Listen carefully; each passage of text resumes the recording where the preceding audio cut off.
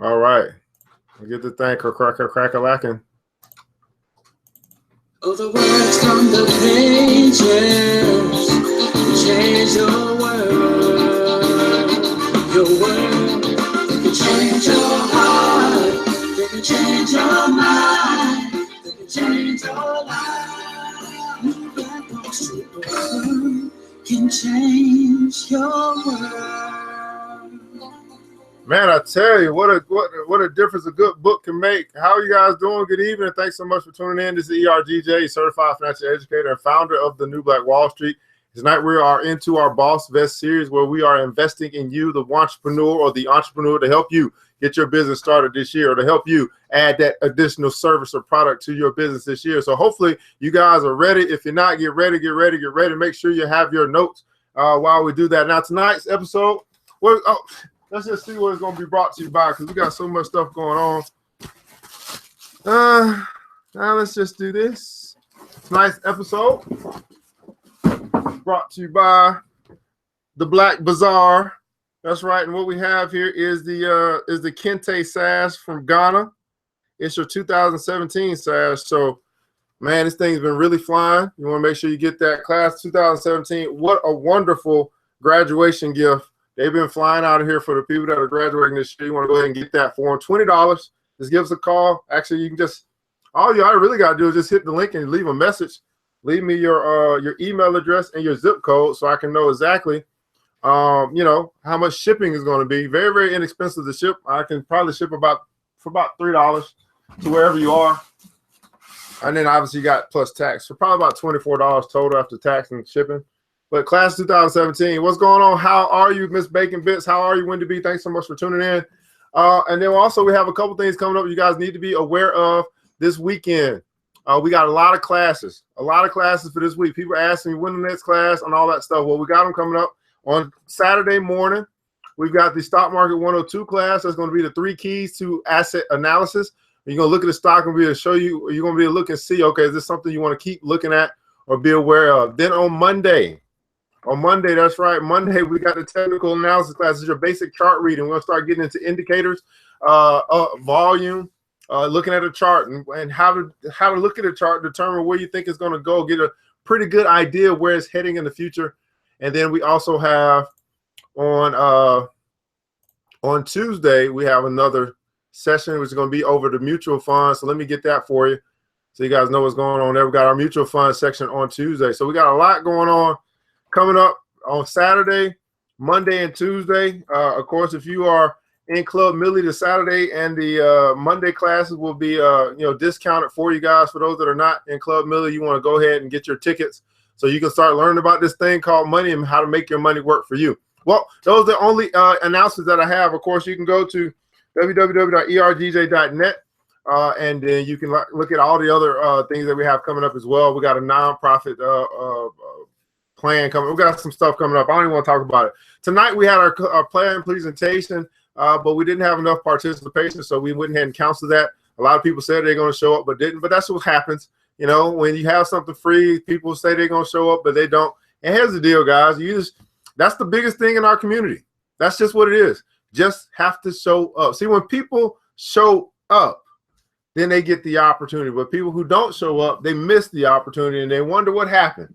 Well, you just didn't show up. Well, here's the deal, guys. We're going through the execution pipeline. It's a book you can find on the website, www.ergj.net. Scroll on down to the recommended read section. You'll find this book. It's the step-by-step guide on how to turn your business idea from dreams to reality. So you guys ready to get into the word tonight? You guys ready to learn tonight? If you're ready, you're ready, you're ready. Go ahead and put it in the comments below, hashtag I'm ready. I'm ready. So what we're talking about tonight is penetrating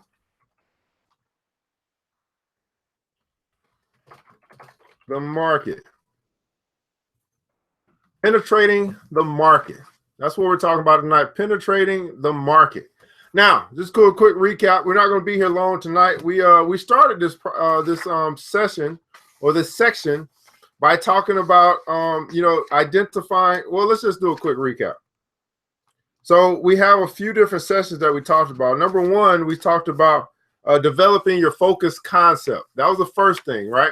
So what we're getting into is you got a new idea. You want to take that idea and you want to make it become something. So the first thing you want to do is develop a focused concept.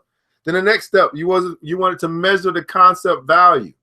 Then the next step, you wanted to create a long-term vision. Hopefully you guys got that. That was a great section. And then the next step, you wanted to shape your short-term mission. So create your long-term vision, then shape your short-term mission. And step number 5, you wanted to create or craft a strategy. And then now we are into step number 6, which is penetrating the market. So yesterday, we talked about the step number 38 or phase 38, which was to identify your zealots. You wanted to find out who are your ride or die homies. Who are the people that's going to support you no matter what? Everybody put in the comments below, no matter what. So in that question or in that section, you want to answer this question. How will you identify your zealots? How will you identify your zealots? Section number 39, you want to strategize your customer acquisition. Strategize your customer acquisition. And in that question, you wanted to answer, what is your customer acquisition strategy? And I thought this was very interesting because I don't think many of us have ever thought of or heard of a customer acquisition strategy. How are you going to acquire your new customers? So you want to start thinking about that in the planning phase. What is your customer acquisition strategy, right? So now we're moving on to the last 2 steps in penetrating the market, because you got the new idea, you got your vision, now you got to actually penetrate the market and start to capture market share. So hopefully you got your notes, because this is all about you getting something out of it. But it's 2 more steps in this phase, and it's going to be probably won't be that very long tonight. I don't know. We'll see. But number 40, you want to manage your suppliers. Manage your suppliers. Go ahead and put that in the comments below. Manage your suppliers. Now, often people's natural instincts tempts them to go with the cheapest supplier. However, if that supplier produces low quality, more harm than good could be done in the process. Now, here's the deal. Obviously, I do the African garb, right? So I get you guys all your little products, all your little African stuff, right? Now I could go and probably find this stuff for cheaper, right? But then will the quality be the same? Will the stitch be the same? What I'm talking about is, okay, now we're talking about the type of fabric that they use versus having, this is 100% cotton, right? But I saw stuff that I can get was rayon or 25% polyester. I was like, man, I don't want that on my skin. So I didn't go with it. But I could have went with it and tried to get cheaper and try to make more profits. But no, I thought about the quality of the fabric, right? This is a matter of fact, this is a wrap skirt, by the way. It's $40 if you want to order, but that's not what I'm talking about. I'm talking about the fabric, right? So I could have got it from, probably from Thailand or China or something, right? And it wouldn't have been cotton. It would have been polyester or rayon or something they call viscose or something. Who wants that mess, right? So I decided to go with quality so that when I present my my garb to my community, the people who's going to buy it, they're going to get quality, right? So I could suffer a little bit on the profit side in order to provide quality material, quality fabric, quality fashion. You see what I'm saying? So I manage my suppliers. I consider my supplier, right? So if you're developing a business that requires you to buy products from another manufacturer, think strategically about how you'll manage your suppliers. First, you'll want to keep in mind that the best suppliers offer services that either match or exceed your expectations for quality, reliability, pricing, and partnership. And that's exactly what I get, right? I get a supplier who exceeds my expectations for quality, reliability. I get this stuff in probably 2 days, right? Pricing and partnerships. As a practice scenario, imagine you run a pie baking business. You want to consider price, but even more importantly, you want to consider freshness. So when you choose your supplier, you'll need someone close enough and efficient enough to provide ingredients early in their shelf life. You also need someone who cares about the quality and purity of their products. As you think about selecting suppliers, everybody put in the comments below suppliers, selecting suppliers. As you think about selecting your supplier, because here's the deal. You all probably have your own idea of what you want to do in business, but you're going to be forming some strategic partnerships and you have to be selective of your suppliers. So as you think about selecting suppliers, talk to competitors and investigate your options. In our example, you would target trade shows and associations to speak with grocery suppliers and business advisors. This is where relationships will help you move your venture forward. It's all about relationships. So when developing relationships with suppliers, don't underestimate the importance of reciprocity. You can't expect suppliers to bend over backward for you if you don't invest the same amount of time and energy into doing the same. Try your best to create a win-win scenario. The suppliers you choose will influence your brand's reputation, so choose carefully. As much as possible, gather some different suppliers as options and evaluate which will work best for your needs. So here's the question you want to answer for this section. How do you choose suppliers for your business? How do you choose suppliers for your business? This could be profit or nonprofit. How do you choose suppliers for your business? So here's what happened, right? So you guys know I started my office supply store. We are up and running. We are open for business. We only got chairs right now, but that's okay. We open. And when I thought about a supplier, the first place I called was probably the most reputable place that I thought I could think of. I just wanted to call and kick some tires. But when I called them, I realized that they could not satisfy what I was looking to do. They couldn't help the little guy out. You know, they couldn't help the person that's getting started. That just wasn't their forte. So I thought about opening an account with them, but I said, well, they're not going to really be in my best interest for what I'm trying to do. So I had to go and do some more research. I had to look around and find another supplier. So I could have went with them, but not find success because my supplier was too expensive. My supplier had to pay shipping for, but lo and behold, I was able to find a supplier in my local area that now I don't have to pay for shipping. I can go to the warehouse and pick it up, whatever I might need. They work with me as far as quantity is concerned. So even though I'm a smaller guy, they're not hitting me over the head, and I can work my way to stuff. You know? But I considered, or I selected, I researched for a supplier that could help supply what I'm looking to do in my supply store business. So wherever you are in this realm of whatever it is that you're trying to do, the concept that you have, the idea that you have, be very selective about your supplier. It took me a long time to find this stuff. Well, not really, but you know, because I'm a little bit more diligent. But nevertheless, you know, I had to find a supplier that will work for me. And there's competition out there for everything, right? So be diligent and make them work for your business the same way that you're working for theirs. I mean, it got to be a win-win situation. So the question or the section here is you want to manage your suppliers. And the question you want to answer is, how do you choose suppliers for your business? Do you just do it based off of cost? Are you that cheap that you think, okay, well, they beat this person out by 10 cents, I'm going to go with them, but then, you know, you might have some ruffles with them. You know, it can't always be about money. A lot of times it needs to be about quality, efficiency, how fast they can get the product to you, how good is their customer service when you have a problem. You know, how do you choose a supplier? Just think about how you choose your phone company or something like that, a supplier. All right, next section, number 41. Here we go. Here's what a lot of you guys need right now. I talk about this all the time. Structure the business legally. Everybody put that in the comments below. Structure the business legally. As I always say, guys, if you're going to do this thing called business, do it the right way. Structure the business legally. There's a lot of reasons why. I know we try. I understand you got to make a little money. You got to get the thing together. That's cool from the beginning. But you should not be operating that way a year, 2 years later. Structure your. I'm probably going to stay on this a long time because I see it too often that we don't take into consideration the impact of leaving liability on ourselves personally. So for example, let's just say you have a soap business, all right? And you are selling soap to people because you made it at your home and you're selling soap, washing soap. Now, you know, bar soap. Let's just say bar soap.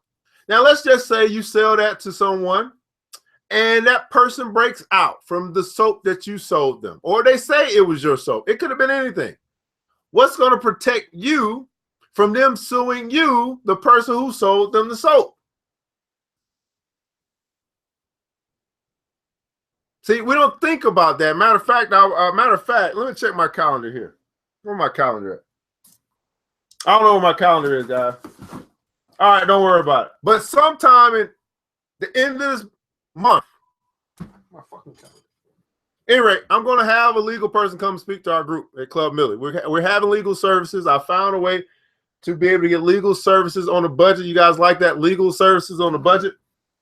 And I'm going to make sure that they come speak to our group so we can make sure that every business that is a business, right? Some things aren't really businesses. You don't have a tax ID number, stuff like that. I'm talking about businesses that are registered or getting registered. So you'll know some alternatives for you to have legal services. This is very important that we know we should have a lawyer, but many of us don't think that we can afford a lawyer. Where is my calendar?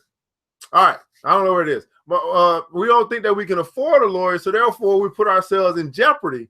Because here's the deal, guys. You're going to get sued. Okay, just know it. Eventually it's going to happen. It's just a matter of when it's coming. Don't think it is never going to happen. It is coming. Okay, people sue people for the stupidest stuff. It's coming. But are you in a position where you protected yourself, right? So when it comes, you can get it handled, right? So we're going to be bringing this to the group. We're going to be bringing this to Club Millie. This is coming. We've already talked about it. It's somewhere on the calendar. I wish I could tell you exactly where. I don't know what my calendar is right now. I need my assistant. I need an assistant, guys. Woo! I need an assistant. It's getting to that point. I got to have like 3 assistants. All right, structure the business legally. All right. Business structures are not one size fit all. Specific structures suit specific ventures. Before we get into how to structure a legal business, make sure you have an actual business in mind and not just a single product. This is important. Make sure you actually have a business in mind and not just a single product. Also consider whether you should sell or license your product rights to someone else. These are some things to consider as you are structuring your business. Remember the 3 types of people Bob Shank described: originators, organizers, and operators. Incredible product designers might lack the skills to start and sustain the actual organization or business. Make sure you have the skills and the commitment. Everybody put in the comments below the skills and the commitment. Skills and commitment. Make sure you have the skills and commitment before you jump into building your business structure. You have to consider this, guys, because some of us, as he said, some of us are great originators, but we're not good sustainers. That means we have to hire around our weaknesses. Make sure you have the skills and the commitment before you jump into building your business structure. How many of you guys know some people that every 2 years they're in a new business? Like, oh, try this, that didn't work, try this, that didn't work, try this, that didn't work, try that, this work. It wasn't that it didn't work. I don't think that's what it is. I think they lack commitment. They like to jump around and try new stuff, and that's fine. But you won't have a sustainable business by doing that. And the number one thing that stands out to me is these, I hate to say it, but I'm going to say it, MLMs. You try one, you jump to another one. You try one, you jump to another. You try one, you jump to another. I mean, good God, how do you expect to be successful always jumping around from one MLM to the next? I just don't get it. I don't understand it, right? Right? One day you're selling vitamins, the next day you're selling exercise, the next day you're selling travel. Like, what is it? Do your passions change that much, or have you just been sold instead of doing the selling? Have you been sold instead of you doing the selling? Make sure you have the skills and the commitment before you jump into building your business structure. If you do intend to move beyond a product and do want the responsibility of establishing a business, you have a few options. The most common option is used to target the elimination of personal and tax liabilities. These precautions can save you from high taxes, administrative and time depletion, personal asset destruction, and many other issues. If you want more information on the types of legal structures available to you, explore a local library, visit a small business association, or talk to people who start this type of business. you're considering. Now, I think this is my econ. I think that's the one that's out right now, which helps you to eliminate personal and tax liabilities, these types of businesses like that, right? So if you don't know what type of business you should pursue, browse the descriptions below. So let's talk about these different types of businesses. Number one, sole proprietorship. I'm still looking for my my calendar, by the way. Sole proprietorship. This is an individual or couple runs the business. This is the most common type of business because it's easy to operate and allows flexibility for taxes, management, and legal control. Sole proprietorship. That's where most of us probably are at. Number two, general partnership. Two or more people agree to contribute labor, time, skill, and money equally. You heard that?